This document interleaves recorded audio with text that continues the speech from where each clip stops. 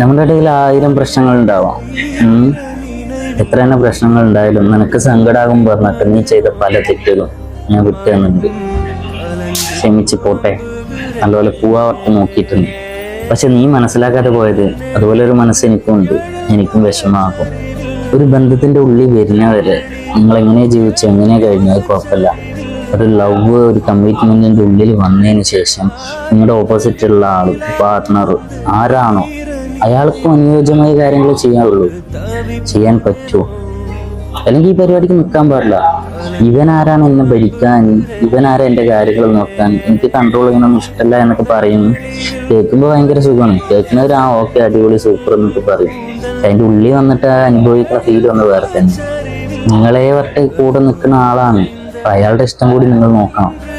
നിങ്ങളുടെ ഇഷ്ടം മാത്രം നോക്കി ജീവിച്ചാലേ മുന്നോട്ട് പോകണമെന്നില്ല.